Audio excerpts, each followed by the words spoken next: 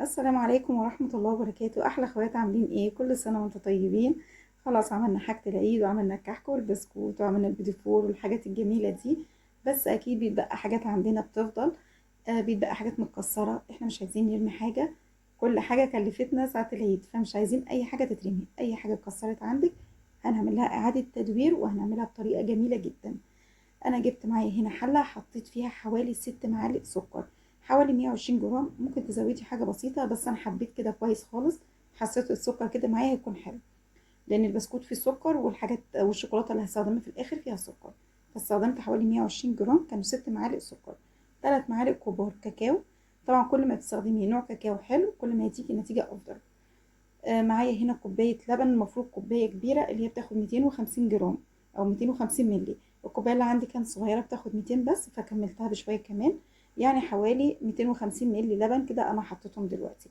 هقلبهم كده لحد الكاكاو ما يدوب معايا والسكر، وبعد كده هرفعهم على النار، ايدي فيهم على طول. وكمية اللبن دي كويسة، يعني يعني انت هتحسيها في الأول قليلة، بس لا هي كده مظبوط معايا، والمقادير بتاعتي كده كانت مظبوطة.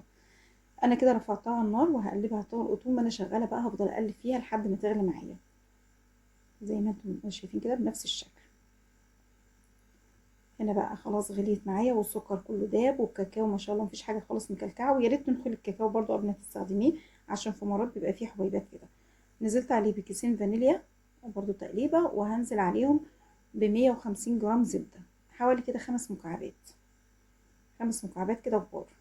الزبده بتديها طعم حلو قوي، بتخلي طعم البسكوته معاكي بعد كده حلو جدا. بس هقلبها بس لحد الزبدة بس كده ما تسيح معايا. يعني فكرة مش هتاخد معاكي وقت خالص، يعني ما شاء الله هي وبصراحة بتكون جميلة جدا. يعني بصراحة أجمل كمان من بسكوتات العيد والحاجات دي كلها. يعني أي حاجة تتكسر عندك بعد كده مش هتزعلي عشانها. خلاص كده، هي خلاص كده يعتبر الزبدة خلاص. هي أصلا الحرارة أنا كده طفيت النار أصلا عليها، يعني خلاص أول ما حطيت الزبدة طفيت النار. هي من الحرارة أصلا هي خلاص هتسيح معايا. سبتها بقى تهدى كده، مش هحطها على البسكوت بتاعي علشان البسكوت ما يعجنش، مش هحطها على البسكوت الا لما تهدى معايا خالص. معايا كميه البسكوت اللي معايا دي كانت نص كيلو، 500 جرام بسكوت. ال 500 جرام مظبوط، لو اقل من كده هتحس ان في سوائل لسه في قلب البسكوت هتبقى طري معاكي. انما هم 500 جرام مظبوطين جدا. بس كسري، يعني لو يعني انا لو حسيت ان في حاجه كبيره كنت بكسرها. انا لا عايزاه ناعم قوي ولا عايزاه تخين قوي زي ما هو كده. جبت حوالي كده نص كوبايه فول سوداني، اي مكسرات عندك بقى بتحبيها. اللي كان متاح عندي في الوقت ده كان فول سوداني.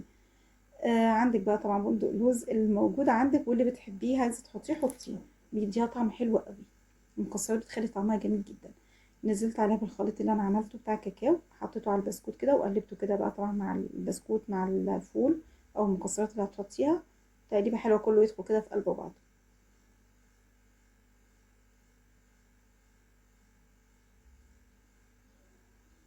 بس كده خلاص جاهزه معايا. معايا بقى هنا كيس، صينيه حطيت عليها كيس، فردت عليها كيس عشان تبقى سهله بالنسبه لي وانا بطلعها. عشان لو على الصينيه بس ممكن تلزق على الصينيه معرفش اطلعها. تبقى في حاجات طالعه مني بايظه او شكلها منعكش ولا كده. فحطيت الكيس، وطبعا هي كده كده هاديه معايا مفيش اي مشاكل. حطيت كيس كده تحت على الصينيه، وحطيت البسكوت بتاعي وكده بسويه. حطيت كيس كمان وكده بسويه بظبطه كده كويس خالص. ممكن في الوقت ده تعمليه كور عادي، يعني بدل ما تحطيه كده في الصينيه انت تعملي كور، تاخديه كده بايدك وتكوريه وخلاص تحطهم في التلاجة بس لما تتمسك شويه. كده انا سبتها في التلاجة شوية، كان عندي مصلحة قضيتها وكده، وبعد كده رجعت لها تاني. يعني ممكن تاخد معاكي نص ساعة، ممكن ساعة. لو مستعجلة حطها في الفريزر، مش هتاخد معاكي وقت، 5 دقايق وهتلاقيها طلعتيها هتلاقيها اتمسكت خالص. بعد ما طلعتها بقى كده من التلاجة بقطعها. طبعا يعني الحجم اللي انت عايزاه، عايزاه كبيرة عايزاه صغيرة براحتك، وتبع الاشكال اللي انت عايزاها. انا هنا اقطعها مربعة، ممكن تعمليها كده بقوالب، تعمليها مثلا على شكل مثلثات، الاشكال بقى اللي انت حباها براحتك خالص. لو انت انا يعني عشان قطعتها بالسكينة، ممكن انت هتقطعيها بالقطاعات تديكي اي شكل انت حباه. بس كده بحاول استهلكها. انا طبعا في الوقت ده كنت مسيحه شوكولاته، جبت كميه شوكولاته كده بشرتها عشان تسيح معايا بسرعه. عندك ميكرويف هتحطيها في الميكرويف، ما عندكيش انا بسيحها على بخار ميه.